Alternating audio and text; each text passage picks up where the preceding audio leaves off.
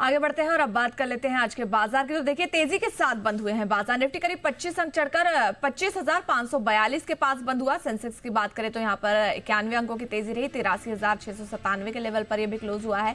Bank Nifty में देखिए 146 अंकों की बढ़त रही, करीब 57,460 के पास ये भी कामकाज करके क्लोज हुआ है। तो आज के बाजार में कैसी रही हलचल समझ लेते हैं प्रियंका से।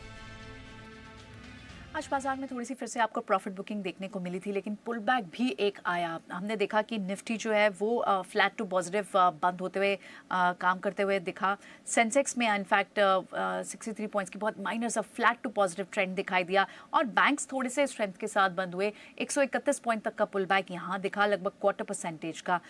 लेकिन ब्रॉडर मार्केट से इनफैक्ट स्ट्रेंथ नहीं दिखी। ब्रॉडर मार्केट में दोनों ही लाल निशान में स्मॉल और मिड कैप बंद होते हुए दिखाई दिए। जो बड़े इंडाइसेस थे जहाँ गेनर्स कल कराया उसमें infra, metal, PSU bank, in fact metal bank से एक अच्छी स्मार्ट रिकवरी दिखाई दी। पहले जिस तरह से ड्रैगर्स थे बाद में पुल बैक दिखाई दिया। लेकिन ऑन द लूजिंग फ्रंट जहां प्रॉफिट बुकिंग दिखाई दी वो दूसरे बड़े स्पेसेस में था। Reality, IT, energy, auto, pharma. बाजार क्योंकि अर्निंग्स को देखेगा, 10 जुलाई से अर्निंग्स भी शुरू हो जाएंगी और आईटी पैक की अर्निंग शुरू होंगी, वहां से बड़े क्यूज आएंगे। लेकिन उससे पहले थोड़ा सा एक कंसोलिडेटेड रेंज में और दोनों तरह का मूव्स दिखाते हुए आज बाजार दिखाई दिए।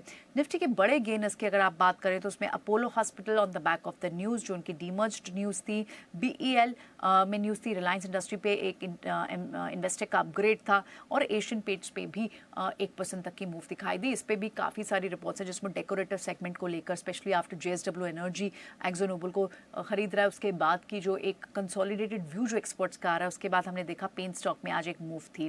निफ्टी के लूजर्स में आज आपको फिर से एफएमसीजी पैक से नेस्ले जैसे स्टॉक्स दिखाई दिए। श्रीराम कल टॉप गेनर था, आज वहाँ 1.5% की गिरावट थी। एक्सिस बैंक थोड़ा कमजोर होकर बंद हुआ।